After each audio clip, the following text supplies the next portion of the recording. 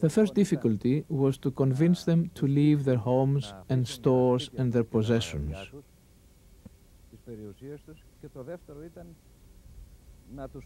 And second was to convince them to go up into the mountains, which they did not know. They would have to carry the old, sick and small children.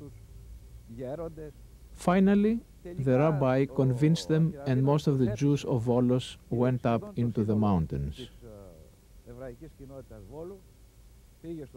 The people in the resistance and the others they met helped them. And about 600 Jews were saved. About 150 came back too early because they thought the danger was over, and the Germans caught them and they were lost.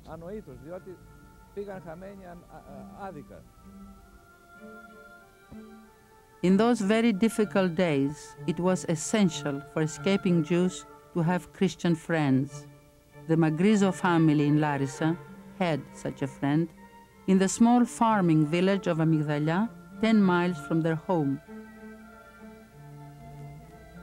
When news reached the Magrizos that the Germans had begun to arrest Jews in Salonika, they quickly fled to the farm of Nikolaos Arjomanidis. The news they had learned from Salonika really frightened them. They were frightened because they had lost all of their relatives there who had been taken away. They lost everyone, and they were really frightened. For this reason, we took them up into the mountains, and all the time they kept asking me, "Is it safe here? Can we move further up, higher?"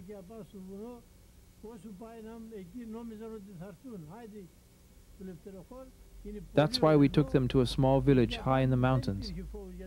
And there it was safe, because the partisans were also in the area, and they had posted guards, and they were capable of warning people if German military units were coming.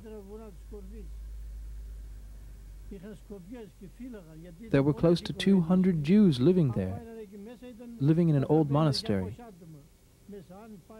If the Germans had found them, they would have all been killed.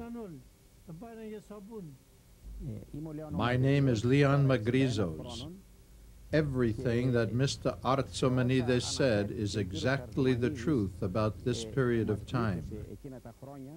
If he thinks it was nothing for him, for us it was everything.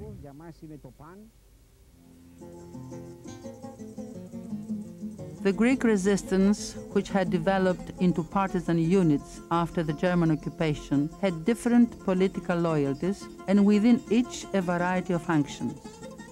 In Stomio, a small village halfway between Athens and Thessaloniki, Mr. Stavros Diamandis recalls rescue events which occurred here.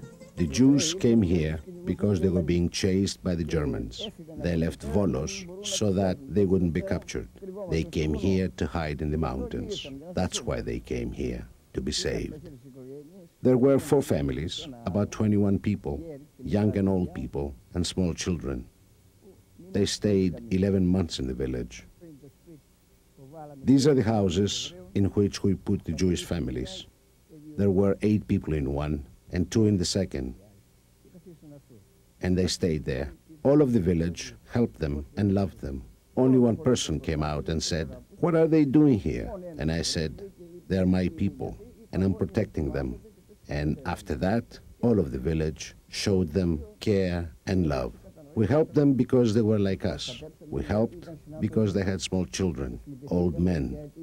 The whole village tried very hard to help them. We helped them to survive through our friendship, not for anything else. It was as if they were our own.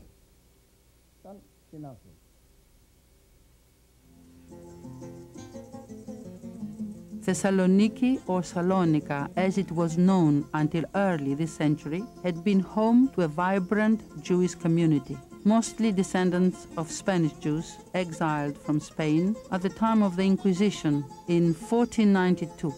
A city so Jewish in its character that was known as the Jerusalem of Balkans. Close to 50,000 Jews lived in Salonika when the Germans occupied the city in April 1941. During the following 3 years, they and almost all of the Jews of Greece who were unable to escape from the Germans, close to 65,000 individuals, were transported to their death in Nazi killing centers in Poland and Germany. One among the very few who was helped to avoid this fate, Mrs. Marika Paraskevaidis. On the 6th of April 1943, the Germans closed off all the houses in the neighborhood that we had been forced into after they had thrown us out of our own houses. We didn't understand what was going on. The whole neighborhood was under siege by the Germans. My grandmother was 72 and sick. We had a little carriage so that we could move her around. I had a knapsack on my shoulders. We started out thinking that we were going to work. Who knew that we were actually on our way to be killed? We didn't know it then. We started to walk.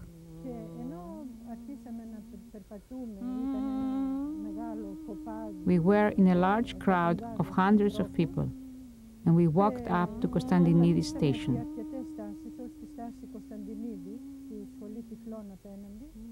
And there, by surprise, a young man came up to me, whose name I knew,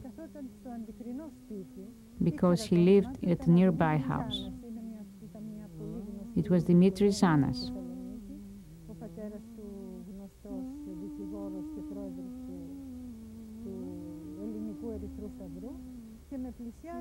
And he told me to leave the line and go with him.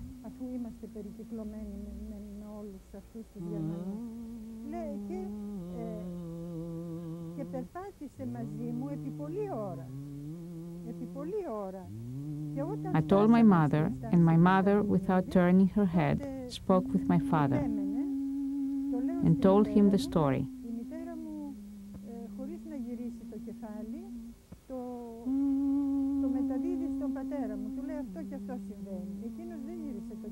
And he didn't turn his head, but he nodded his agreement.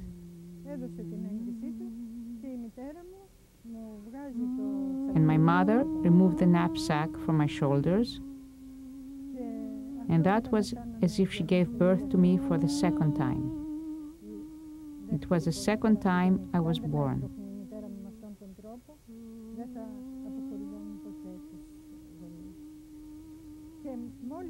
If she had not pushed me out of the line, I would have never been separated from my parents and from their destination.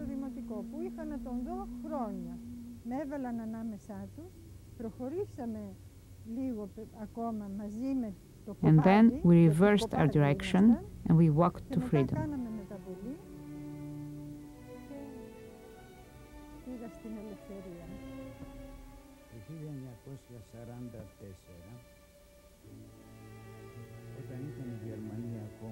In 1944, when German troops were in Greece, in Salonika, I was working on a farm 40 kilometers west of the city,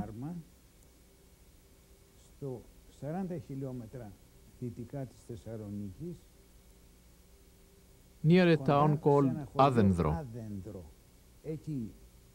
There I was informed that a young Jewish girl was being brought to the farm and that I was to hide her.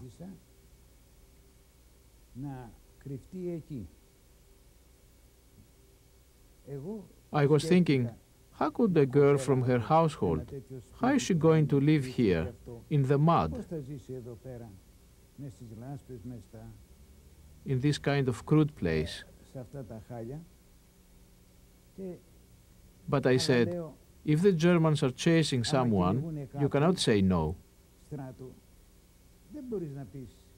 You will want to save the person. What else are you going to do? The next day she came with Dimitris Zanas and 2 other friends.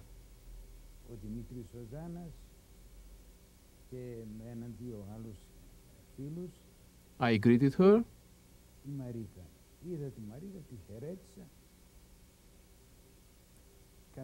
We sat down, we ate, and we started to work together.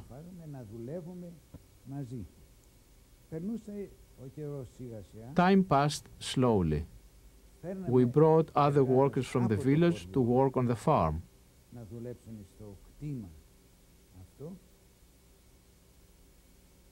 The thought that is deep in me, that I want to say, coming from my heart, is that of the 150 families who knew that she was there, no one ever said anything to the authorities, to the Germans, that a young Jewish girl was hidden with us.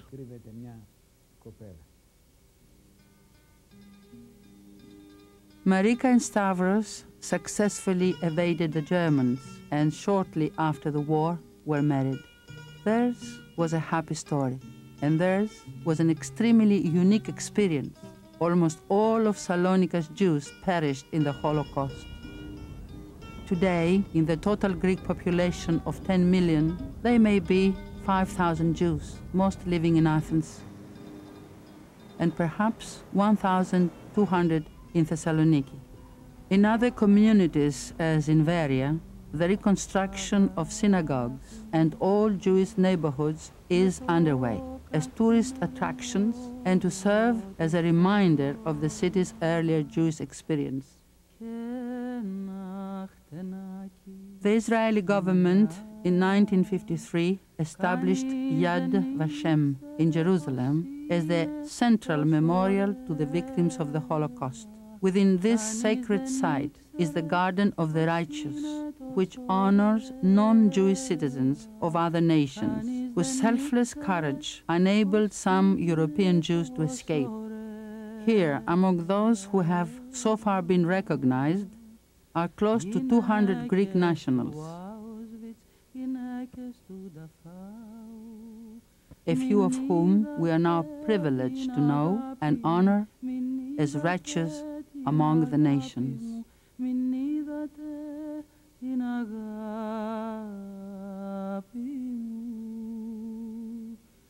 Την είδαμε σε πάγερη πλατεία, δεν είχε πια το φόρεμά της, ούτε χτενάκι στα μαλλιά.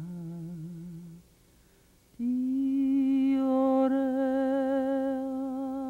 που είναι η αγάπη μου, η χαϊδεμένη από τη μάνα της και τα αδερφού της τα φιλιά. Κανείς δεν ήξερε πως είναι τόσο ωραία. Κανείς δεν ήξερε πως είναι τόσο ωραία. Κανείς δεν ήξερε